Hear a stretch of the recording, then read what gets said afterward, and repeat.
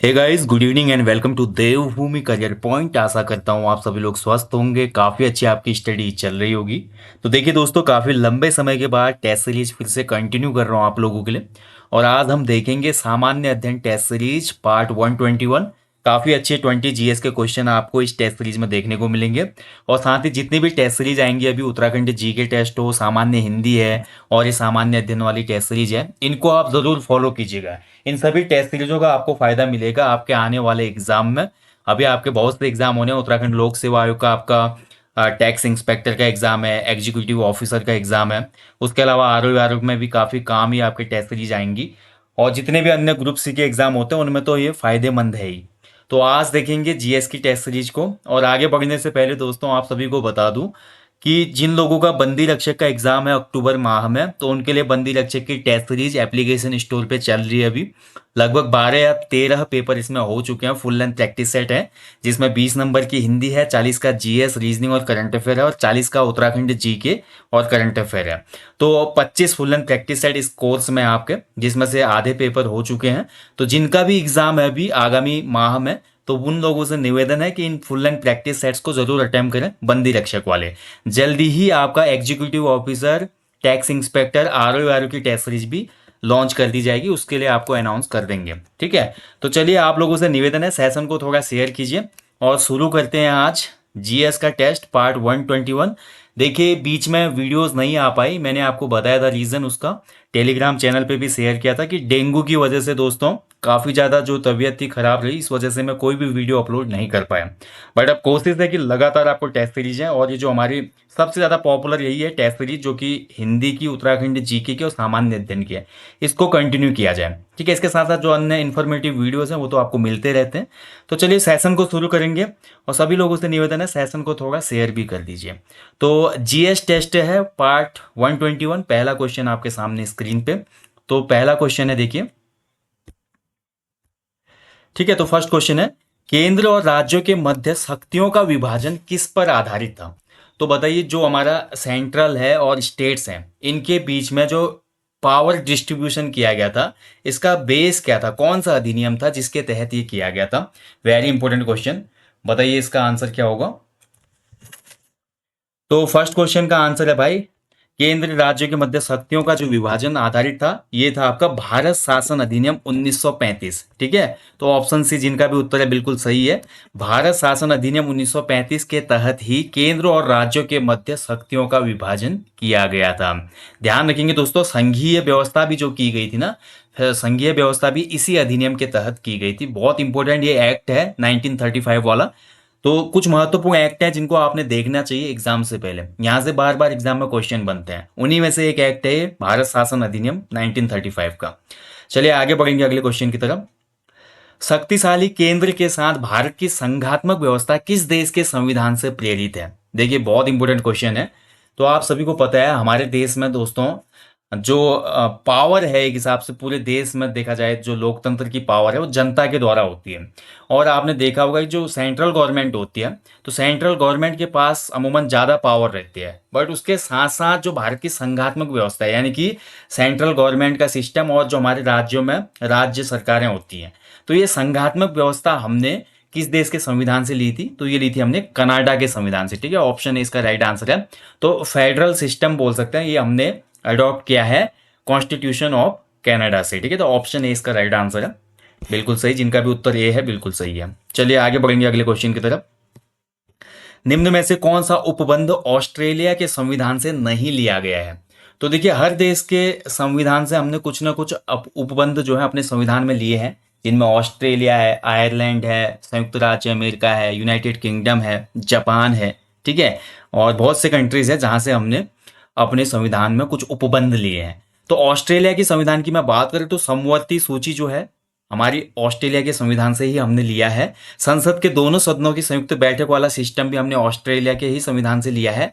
प्रस्तावना की जो लैंग्वेज है ये भी हमने ऑस्ट्रेलिया के संविधान से लिया है। विधि द्वारा स्थापित प्रक्रिया, जो ऑप्शन डी हो जाएगा, ये हमने लिया हुआ है जापान से। ठीक है, किस देश से लिया है हमने? ये जापान के संविधान से, ना कि ऑस्ट्रेलिया के। तो ऑप्शन डी इसका राइट आंसर हो जाएगा, विधि द्वारा स्थापित प्रक्रिया।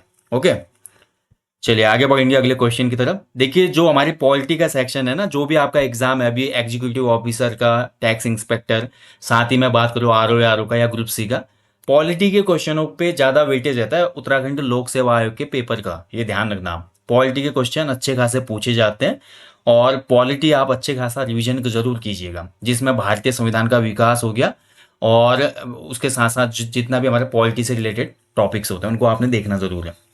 भारत का मूल संविधान लिखा गया था, तो देखिए भारत का जो मूल संविधान था, इससे बहुत क्वेश्चन बनते हैं। भारत में संविधान निर्माण का इतिहास, यहाँ पर पूरे क्वेश्चन बनते हैं कि संविधान सभा की जो बैठक थी कब हुई थी, संविधान सभा में जो भी हमारे अध्यक्ष थे समितियों के कौन कौन थे, तो ऐसे क्वेश्चन बार बार बनते हैं। तो भारत का जो मूल संविधान था, ये लिखा गया था आपका हिंदी और अंग्रेजी दोनों ही भाषाओं में, ठीक है। तो ऑप्शन सी इसका राइट आंसर है, हिंदी और इंग्लिश दोनों में लिखा गया था मूल संविधान। वेरी इंपॉर्टेंट क्वेश्चन, ठीक है। और भारत का संविधान कितने टाइम में बना, क्वेश्चन ये भी बनता है। तो भारतीय संविधान को बनने में लगे थे 2 वर्ष 11 माह और 18 दिन, ठीक है। ये क्वेश्चन भी बार बार बनता है। हमारा जो भारत का संविधान था ना, इसको बनने में 2 वर्ष 11 माह और 18 दिन लगे थे, ध्यान रखिएगा, ठीक है। तो बहुत इंपॉर्टेंट है, संविधान सभा की पहली बैठक कब हुई, अंतिम बैठक कब हुई, संविधान को कब अंगीकृत किया गया, ये क्वेश्चन बार बार बनते हैं। पुराने पेपर को मैं इसलिए देखो बोलता हूँ आपको, पुराने पेपर देखने से आपको ये पता चलता है कि एग्जामिनर ने कौन से क्वेश्चन को ज़्यादा पूछा है किस चैप्टर से, और इन्हीं के आसपास के जो फैक्ट होते हैं, जो कॉन्सेप्ट होते हैं, उनको दोबारा से नए पेपर में सेट किया जाता है। क्योंकि सिलेबस तो सेम है, क्वेश्चन जो क्वेश्चन है क्वेश्चन को चेंज करना है, ठीक है। अब पूरा कॉपी पेस्ट तो दे नहीं सकता एग्जामिनर, बट उसी टॉपिक से किसी अन्य क्वेश्चन को निकाल के देगा पेपर में, और इसी आयाम को समझना होता है। जो कैंडिडेट इस आयाम को समझ जाता है उसका हर एग्जाम में सिलेक्शन होता है।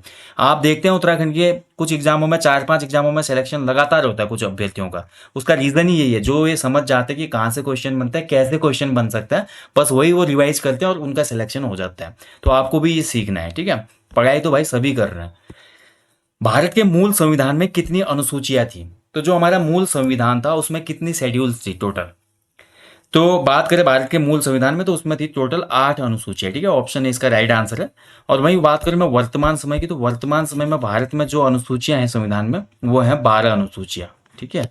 वर्तमान में कितनी है, 12। मूल संविधान में कितनी थी, 8, ध्यान रखिएगा। चलिए अगला क्वेश्चन भी बहुत अच्छा क्वेश्चन है, कई बार बना है ये क्वेश्चन पिछले एग्जामों में, और आने वाले एग्जामों में भी ये क्वेश्चन बनेगा। भारत अर्ध संघात्मक राज्य है, किसने कहा था, बताइए। किसका स्टेटमेंट है कि भारत एक अर्ध संघात्मक राज्य है, बोला था। इनमें से कौन सा हमारा बोल सकते हैं, जो पॉलिटिक्स का एक विद्वान है, उसने बोला था कि भारत अर्ध संघात्मक राज्य है। तो इसका राइट आंसर है ऑप्शन बी, केसी वियर का स्टेटमेंट है, ठीक है। तो ऑप्शन बी जिसका भी उत्तर है सही है, केसी वियर ने बोला था भारत अर्ध संघात्मक राज्य है। नेक्स्ट क्वेश्चन की तरफ बढ़ते हैं। कृषि भारतीय संविधान की किस सूची से संबंधित है, तो देखिए भारतीय संविधान में 3 सूचियां मेंशन है भाई। पहली तो होती है आपकी राज्य सूची, फिर आपकी केंद्र सूची, और फिर तीसरी होती है समवर्ती सूची। राज्य सूची में केवल राज्य से संबंधित विषय आते हैं। केंद्र सूची में दोस्तों केंद्र से संबंधित विषय आते हैं, जैसे कि रक्षा मामले हो गए और अंतरिक्ष प्रौद्योगिकी हो गई, ठीक है। और राज्य सूची में फॉर एग्जाम्पल जैसे पुलिस व्यवस्था हो गई, स्वास्थ्य हो गया, शिक्षा हो गया। और समवर्ती शिक्षा में आती है समवर्ती सूची दोस्तों, ऐसी लिस्ट जिसमें राज्य और केंद्र दोनों के जो विषय होते हैं वो शामिल रहते हैं, ये समवर्ती में आता है। अब जो कृषि की बात की जा रही है एग्रीकल्चर की, तो एग्रीकल्चर को रखा गया है स्टेट लिस्ट में, ठीक है। तो ऑप्शन ए राइट आंसर इसमें, राज्य सूची का एक विषय है कृषि, ध्यान रखेंगे, ठीक है। और ऐसे ही क्वेश्चन पूछता है कई बार कि जो पुलिस व्यवस्था है, कानून व्यवस्था है, ये भी राज्य सूची का ही एक हिस्सा है, ठीक है। स्वास्थ्य भी जो होता है राज्य सूची का ही विषय होता है, ध्यान रखेंगे। चलिए आगे बढ़ेंगे। भारत में वन संरक्षण अधिनियम किस वर्ष पारित किया गया था, तो देखिए अधिनियम में बोलता हूं हमेशा आपको पढ़ना है। वन संरक्षण अधिनियम कब आया था, जल प्रदूषण अधिनियम कब आया था, ठीक है। इसके अलावा पर्यावरण संरक्षण अधिनियम कब आया था, वायु प्रदूषण अधिनियम कब आया था। तो ये सभी क्वेश्चन बार बार एग्जाम में बनते हैं। अब यहाँ पे पूछ रहा है वन संरक्षण अधिनियम यानी कि फॉरेस्ट कंजर्वेशन एक्ट, तो भारत में ये पारित हुआ था 1980 में, ठीक है। ऑप्शन बी इसका राइट आंसर है 1980। तो ऑप्शन बी जिसका भी उत्तर है सही है।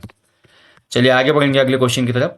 इनमें से कौन सी नदी भ्रंश घाटी से होकर बहती है, तो बताइए। भ्रंश घाटी से होकर बहने वाली कुछ ही नदियां हैं भारत में। भ्रंश घाटी का मतलब होता है दोस्तों रिफ्ट वैली, ठीक है। यानी कि एक ऐसी घाटी निर्मित हो जाती है, बहुत गहरी घाटी, और इसके बीच से नदी बहती है। फिर तो रिफ्ट वैली कहते हैं इसको इंग्लिश में, अगर मैं बात करूँ भ्रंश घाटी को, रिफ्ट वैली। तो रिफ्ट वैली से जो हमारी नदी बहती है इनमें से दिए गए विकल्पों में ये हो जाएगी ताप्ती। देखिए ताप्ती हो गई और नर्मदा नदी हो गई, दो ऐसी नदियां हैं जो कि रिफ्ट वैली से होकर बहती है। चलिए आगे बढ़ेंगे अगले क्वेश्चन की तरफ। कपिल धारा जलप्रपात किस नदी पर स्थित है? तो कपिल धारा जलप्रपात हो गया आपका धुआंधार जलप्रपात हो गया, ये आपको देखने को मिलेंगे नर्मदा नदी पर। ठीक है, तो ऑप्शन सी इसका राइट आंसर है नर्मदा। अगला क्वेश्चन बहुत इंपॉर्टेंट क्वेश्चन है, देखिए इनमें से क्रेटर झील का उदाहरण कौन सा है? देखिए आप सभी लोगों ने पढ़ा होगा, अगर मैं ज्योग्राफी की बात करूं तो जो झीलें होती हैं अलग अलग प्रकार से निर्मित होते हैं। कुछ वायुजनित झीलें होती हैं, उत्तराखंड की अधिकांश जो झीलें हैं वो हिमानी जनित झीलें हैं। ठीक है, इसके अलावा दोस्तों क्रेटर झील भी होती है। क्रेटर झील का मतलब होता है कि कभी एक ऐसा स्थल जहां पर कभी ना कभी क्या हुआ हो, ज्वालामुखी का उद्गार हुआ हो, और ज्वालामुखी उद्गार के बाद वहां पर एक बड़ा सा गड्ढा बन गया हो और उसी गड्ढे में फिर झील निर्मित हो, तो ऐसी झील को क्रेटर झील कहा जाता है। और भारत में एकमात्र झील है लोनार झील, जो कि क्रेटर झील की एग्जाम्पल के तहत रखी जाती है और ये महाराष्ट्र में स्थित है। ठीक है, चलिए आगे बढ़ेंगे। भारत में ऑपरेशन फ्लड किस वर्ष प्रभावी हुआ था? देखिए ऑपरेशन फ्लड ये किससे संबंधित है? दुग्ध क्रांति से। कई बार क्वेश्चन बनता है ना, भारत में जो ऑपरेशन फ्लड है ये किससे रिलेट करता है? तो ये देखिए दुग्ध उत्पादन बढ़ाने के लिए दुग्ध क्रांति जो की गई थी उससे रिलेटेड है। ठीक है, दुग्ध क्रांति, और इसको शुरू किया गया था। इसके 3 चरण भारत में लाए गए। सबसे पहला जो चरण था 1970 में ही शुरू हुआ था, तो ऑप्शन इसका राइट आंसर हो जाएगा। और भारत में ऑपरेशन फ्लड के जो हमारे फादर ऑफ ऑपरेशन फ्लड है कौन माने जाते हैं? तो इनका नाम है वर्गीज कुरियन। ठीक है, वर्गीज कुरियन। कई बार क्वेश्चन बनता है कि भारत में जो हरित क्रांति आई, हरित क्रांति का जनक किसे कहा जाता है? तो हमारे रामा स्वामीनाथन जी जो हैं उनको हरित क्रांति का जनक कहा जाता है। ऐसे ही भारत में अगर बात करें श्वेत क्रांति का जनक या दुग्ध क्रांति का जनक, तो ये है वर्गीज कुरियन जी। ठीक है, ध्यान रखेंगे वर्गीज कुरियन। और 1970 में श्वेत क्रांति भारत में शुरू हुई थी, ऑपरेशन फ्लड। चलिए अगला क्वेश्चन है, गहन कृषि से क्या अभिप्राय है? तो देखिए एक टर्म हम हमेशा पढ़ते हैं जब हम ज्योग्राफी को पढ़ते हैं, उसमें एग्रीकल्चर वाले चैप्टर में बोला जाता है ना गहन कृषि। भारत में गहन कृषि बहुत ज्यादा देखने को मिलती है। गहन कृषि का मतलब होता है न्यूनतम भूमि में अधिकतम उपज वाली खेती करना, यानी कि भूमि तो कम है बट उसमें ऐसी फसलों को बोया जाए जिसका उत्पादन ज्यादा हो, यानी कि न्यूनतम भूमि में अधिकतम उपज को ही कहा जाता है गहन कृषि। ठीक है, पहाड़ों पर जो खेती की जाती है इसको सोपान कृषि कहा जाता है, ध्यान रखेंगे। ठीक है, सोपान या कंटूर खेती इसको कहा जाता है। जैसे उत्तराखंड में आपने देखा होगा सीढ़ीदार खेत होते हैं, कंटूर खेती कहा जाता है। ऐसे ही जंगलों को साफ करके कुछ जनजातियां होती हैं या कुछ स्पेशल लोग होते हैं जो जंगलों को साफ करके कृषि करते हैं, उसको कहा जाता है झूम कृषि या स्थानांतरित कृषि। और ऐसे ही होती है ऑर्गेनिक फार्मिंग, जिसमें केवल और केवल हरी खाद जो होती है हमारी उसका प्रयोग किया जाता है, जो कि वर्मी कंपोस्ट होते हैं या गोबर होता है जो गाय भैंसों का या पशुओं का, केवल उसमें ऑर्गेनिक खाद का प्रयोग होता है, तो ये कहलाती है जैविक कृषि। ठीक है, जिसमें किसी भी प्रकार के केमिकल फर्टाइल का यूज ना किया जाए। तो ये कृषि के अलग अलग प्रकार होते हैं जो आपको पता होने चाहिए। तो गहन कृषि, न्यूनतम भूमि में अधिकतम उपज। चलिए आगे बढ़ेंगे अगले क्वेश्चन की तरफ। भारत में कौन सा मकबरा सबसे पहले शुद्ध इस्लामी शैली में निर्मित हुआ था? तो बताइए इनमें से कौन सा मकबरा था भाई जो सबसे पहले शुद्ध इस्लामी शैली में बनाया गया भारत में? तो इसका जो राइट आंसर है वो है ऑप्शन बी, बलबन का मकबरा। ठीक है, बलबन का मकबरा जो है ये आपको महरौली में देखने को मिलेगा। महरौली दिल्ली में है ना, जहाँ पे कुतुब मीनार है, तो महरौली में स्थित है बलबन का मकबरा। और ये भारत में निर्मित होने वाला शुद्ध इस्लामी शैली का पहला मकबरा है। ठीक है, बलबन जो था भाई दिल्ली सल्तनत में गुलाम वंश का अंतिम शासक हुआ, ध्यान रखेंगे। बलबन ने तुर्गान चहलगानी जो एक 40 सरदारों का दल था उसको समाप्त किया था, और बलबन ने सिजदा और पाबोस नामक प्रथाओं को भी जन्म दिया था। चलिए आगे बढ़ेंगे अगले क्वेश्चन की तरफ। किस युद्ध में सर्वप्रथम तोपों का प्रयोग हुआ था? तो बताइए भारतीय इतिहास में कौन सा ऐसा युद्ध है जिसमें सबसे पहले तोपों का प्रयोग किया गया था? इनमें से कौन सा ऐसा युद्ध है सबसे पहले जिसमें तोप यूज हुई थी? बहुत ही इंपॉर्टेंट क्वेश्चन है, कई बार पूर्व एग्जाम में पूछा भी गया है। तो सबसे पहले तोपों का प्रयोग किया था भैया पानीपत के प्रथम युद्ध में बाबर ने। ठीक है, पानीपत का प्रथम युद्ध कब हुआ था? 1526 में, जो कि इब्राहिम लोदी और बाबर के बीच में हुआ था। और बाबर ये युद्ध तभी जीता था क्योंकि उसने पहली बार तोपों का प्रयोग किया था। ठीक है, और इब्राहिम लोदी इस युद्ध में मारा जाता है 1526 पानीपत के प्रथम युद्ध में। भारत में मुगल वंश की नींव पड़ती है। ठीक है, ध्यान रखेंगे, वेरी इंपॉर्टेंट है ये जो क्वेश्चन है। तो तोपों का सबसे पहले प्रयोग बाबर ने किया था पानीपत युद्ध में। तो यहाँ पे लोधी वंश का समापन होता है और मुगल वंश की स्थापना भी होती है। किस वायसराय के काल में भारतीय दंड संहिता निर्मित हुई थी, बताइए। अभी देखिए हाल में आपने पढ़ा होगा भारतीय दंड संहिता के बहुत से प्रावधान और जो भी हमारे आईपीसी सीपीसी थी उनमें चेंज किया गया है। तो अभी तक हम फॉलो कर रहे थे भारतीय दंड संहिता 1861 को, ठीक है। देखिए कितनी पुरानी हमारी जो हमारी आईपीसी है, इंडियन पिनल कोड जो है, ये हम 1861 का मतलब 1861, आज से लगभग 150 साल पुराना यूज कर रहे थे, ब्रिटिश काल का ही, ठीक है। और तब से ज्यों के त्यों हम रूल फॉलो कर रहे थे, बट कुछ चेंजेस इसमें किए गए, इस पे एक अलग से वीडियो कभी देंगे। एंड 1861 में जब ये भारतीय दंड संहिता निर्मित हुई थी, तो उस समय भारत का वायसराय था लॉर्ड कैनिंग, ठीक है। ऑप्शन सी इसका राइट आंसर है। तो उसमें कौन था? कैनिंग था। वेरी इंपॉर्टेंट क्वेश्चन है, अच्छे से याद रखिएगा इसको। उस समय कैनिंग था, ठीक है। चलिए आगे बढ़ेंगे अगले क्वेश्चन की तरफ। नेक्स्ट क्वेश्चन है, यह विचार किसने दिया था कि भारत में ब्रिटिश आर्थिक नीति घिनौनी है? देखिए बहुत इंपॉर्टेंट क्वेश्चन है। भारत में ब्रिटिशर्स की जो आर्थिक नीति थी, एक हिसाब से देखा जाए तो वो बहुत महत्वाकांक्षा पे थे ब्रिटिशर्स की। उन्होंने कभी भी भारत का जो आर्थिक विकास है उस पर ध्यान नहीं दिया था। हालांकि सामाजिक विकास में कुछ काम किए, बट आर्थिक विकास का जो मेन फोकस था उनका अपने देश के लिए था। तभी तो भारत से जो सोने की चिड़िया कहते थे, भारत से जितनी भी चीज़ें ले गए वो अपने देश में स्थापित किया।